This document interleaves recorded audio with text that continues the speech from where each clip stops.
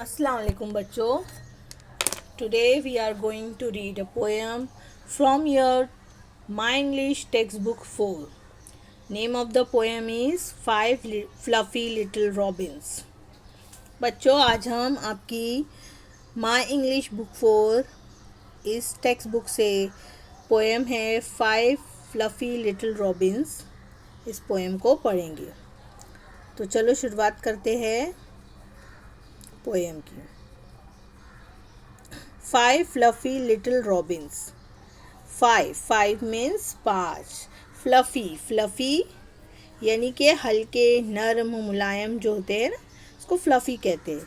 Little छोटे.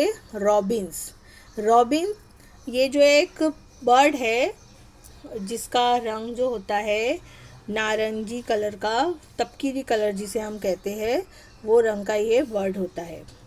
तो अब यहाँ पर आज हम इस बर्ड के बारे में जो है पोएम पढ़ेंगे. क्या पोएम है, चलो हम स्टार्ट करते हैं. आपको स्क्रीन पे नज़र आ रहे होंगे ना 5 लिटिल फ्लफ़ी बर्ड्स. ये 5 जो है छोटे रॉबिन्स हैं.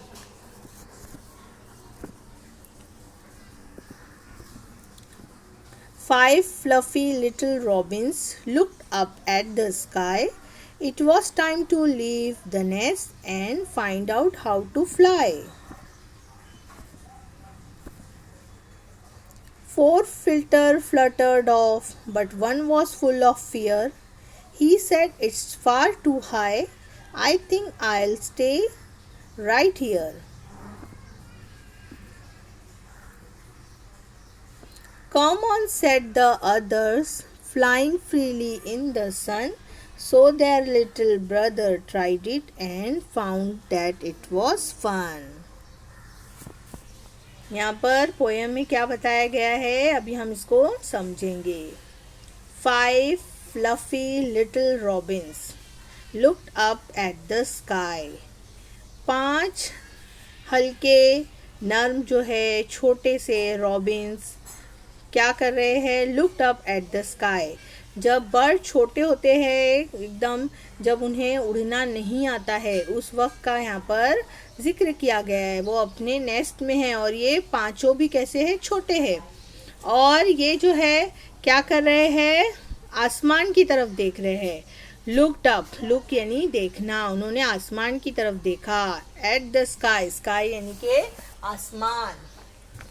It was time to leave the nest. और वो क्या कह रहे हैं, अब वक्त आ गया है. इट वॉज टाइम यानी वक्त आ गया है टू लीव द नेस्ट, कि अब हमें घोंसले को क्या करना है, छोड़ना है. And find out how to fly, और हमें क्या तलाश करना है, फाइंड यानी तलाश करना, यानी क्या सीखना है अभी हमें कि किस तरह से उड़ते हैं. How to fly, fly means उड़ना. पांचों जो है आसमान की जानिब ये देखकर सोच रहे हैं. 4 fluttered off, but one was full of fear. अब उनमें से पाँच जो रॉबिन्स थे, उनमें से 4 जो थे वो क्या कर तैयार थे एकदम. फ्लटर्ड यानी कि उन्होंने अपने पंख फैला लिए, फड़फड़ाने के लिए वो फड़फड़ा रहे थे, उनके पंख तैयार थे वो उड़ने के लिए. But one was full of fear, लेकिन उनमें से जो एक था वो क्या था, पूरी तरह से डरा हुआ था. फियर यानी कि खौफ, वो खौफ में था. फुल ऑफ फियर यानी पूरे खौफ में था. वो आसमान को देखकर उसे घबराहट हो रही थी. He said, "it's far too high. I think I will stay right here." अब वो क्या कहता है कि बहुत ज़्यादा क्या है, ऊंचा है आसमान. इट्स फार टू हाई यानी बहुत दूर है, बहुत ऊंचाई पर है.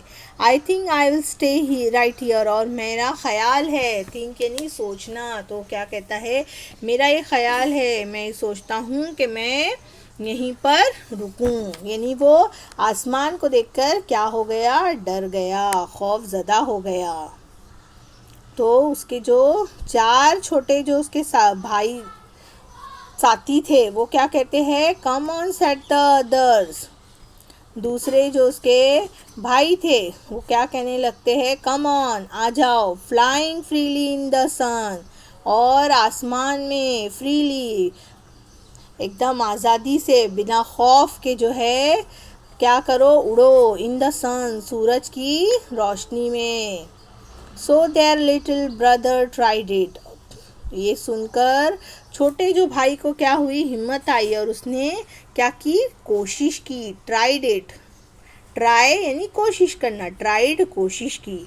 And found that it was fun, और उसे क्या पाया फिर, जब उसने खौफ को पीछे कर दिया और कोशिश की तो उसने क्या पाया कि ये कैसा है, फन है, इसमें मज़ा है। यानी कि जब उसने हिम्मत की तब उसे मज़ा आया। जब वो डर रहा था तो ये सोच रहा था कि मैं यहीं रुकूंगा।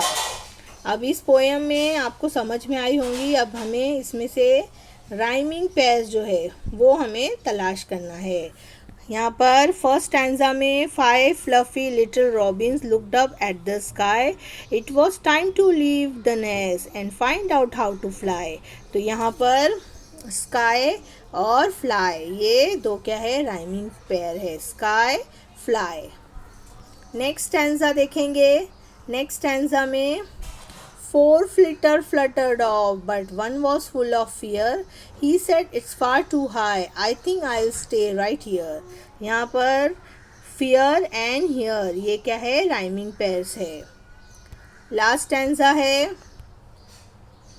"Come on," said the others, flying freely in the sun. So their little brother tried it and found that it was fun.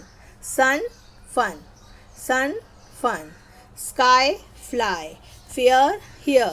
Sun, fun. तो ये हो गए हमारे राइमिंग पेयर्स। उम्मीद है बच्चों आपको ये पोएम समझ में आई होगी। मिलते हैं नेक्स्ट वीडियो में। अल्लाह हाफिज़।